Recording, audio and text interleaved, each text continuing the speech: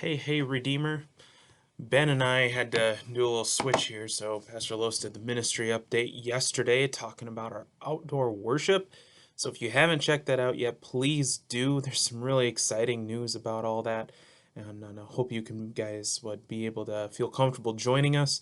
There is always joining us online platforms as well, through our devotions, through our live stream as well. So we will be continuing to do those, but man, it'd be really great to see some of y'all in person too. So I wanted to share with you from the book of Revelation. I'm not sure we've had much of this going on here in our devotion time. Revelation is a very interesting book.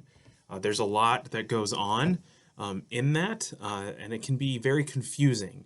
But I wanted to be here in one of the last chapters here, chapter 21. I'm going to read to you verses 1 through 7, and then talk a little bit about that. Then I saw a new heaven and a new earth, for the first heaven and first earth had passed away, and there was no longer any sea. I saw the holy city, the new Jerusalem, coming down out of heaven from God, prepared as a bride, beautifully dressed for her husband. And I heard a loud voice from the throne saying, "Now the dwelling of God is with men, and he will live with them. They will be his people, and God himself will be with them and be their God. He will wipe every tear from their eyes. There will be no more death, or mourning, or crying, or pain, for the old order of things has passed away." He who is seated on the throne said, "I am making everything new." Then he said, "Write this down, for these words are trustworthy and true." He said to me, "It is done. I am the Alpha and the Omega, the beginning and the end.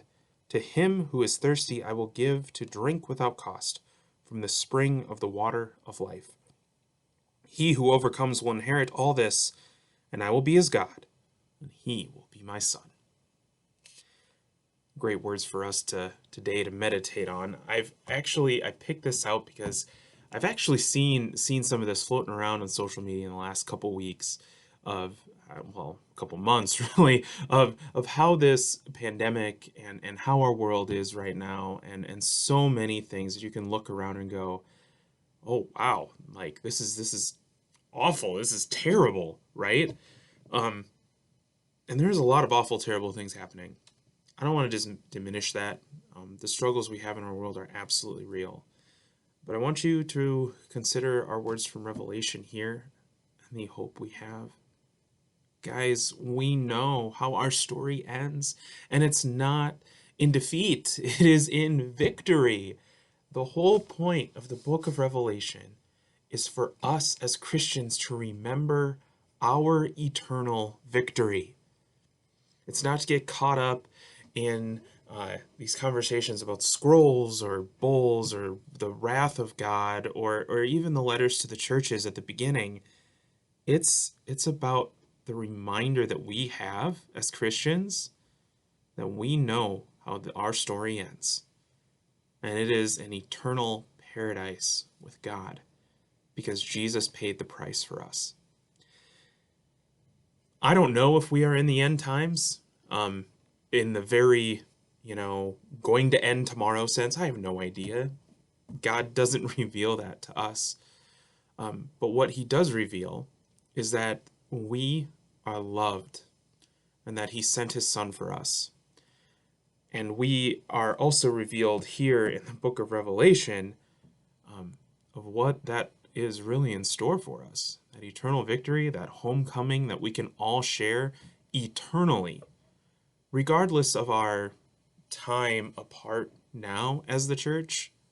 We know that this is temporary. Be reminded here, church, that regardless of how long pandemics or anything like that happens, the church is still the church. We are still blessed by God, and we still trust in Jesus. I'm really excited about a lot of the things that we have coming up here at Redeemer, but I also come at it with this hope that God is still the Lord of our church, and he's the one directing it, and it'll all be good. because it's all in His time and it's all for our benefit. Also a reminder as well, the book of Revelation was written to Christians suffering at the hands of Rome, suffering very acutely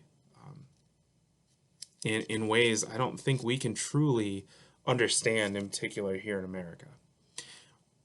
A health crisis might be dictating that we can't get together, but we are not at this point in our worlds being driven underground for fear of showing ourselves in public. Okay, our God is with us, because as He was with the church at the time Revelation was written, and He is going to guide us and bring us to an eternal, everlasting home. What a joy that is, friends. Be assured of it. We have an eternal victory. God's peace. We'll see you next week.